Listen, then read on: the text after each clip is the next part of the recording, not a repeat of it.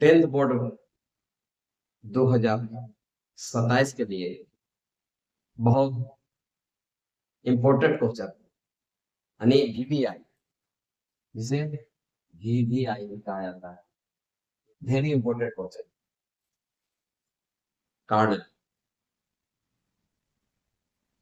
खासकर उन छात्र छात्रा जो 2027 में टेंथ बोर्ड के एग्जाम देंगे, उनसे संबंधित ये क्वेश्चन है कार्ड ला। हम जानेंगे कि कार्ड कहाँ किस जाता है। बहुत से छात्र छात्राओं को मालूम नहीं होगा कि कॉर्न मिस होता है क्या है। तो कॉर्न मिस होता है मक्का। कॉर्न मिस क्या होता है? मक्का। और एक कानून लाया गया था 1815 में। 1815 में ब्रिटिश के प्रधानमंत्री थे, एक कंजर्वेटिव पार्टी के प्रधानमंत्री थे, उनका नाम था लॉर्ड लिवरपूल।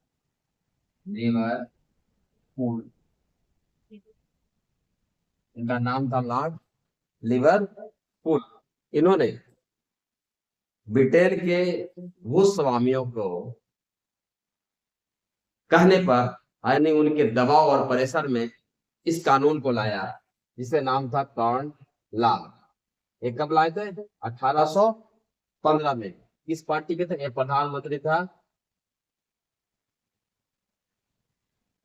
कंजर्वेटिव पार्टी का। किस पार्टी का? कंजर्वेटिव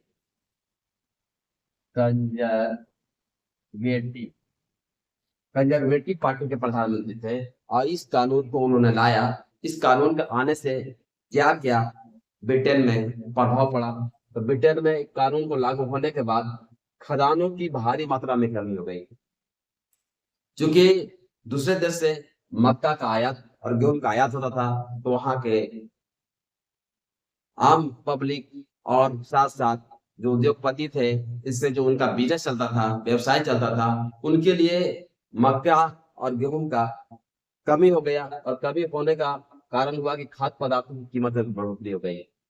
खाद्य पदार्थ की कीमत में क्या हुआ? बढ़ोतरी हो गई।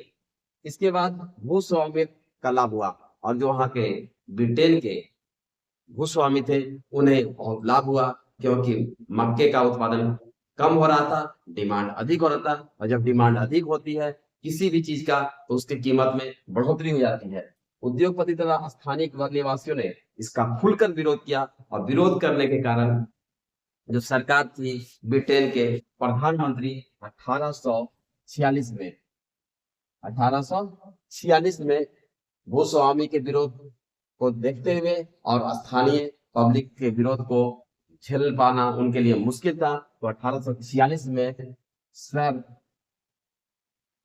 रॉबर्ट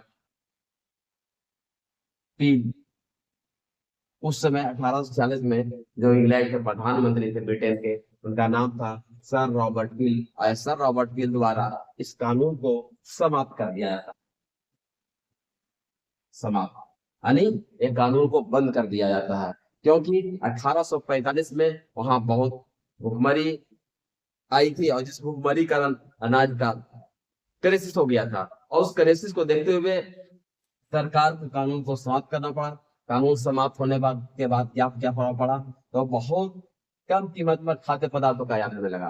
और जब आयात को 1815 के बाद बंद कर दिया गया था कानून लागू होने के बाद, तो फिर से गेहूं और मक्के का आयात शुरू हो गया। और जब आयात हो रहा था उस समय वहां के ब्रिटेन के जो भूस्वामी अनाज यानी मक्के का जो कीमत रखे हुए थे, उस कीमत से बहुत कम कीमत में खाद्य पदार्थों का आयात होना शुरू हो गया।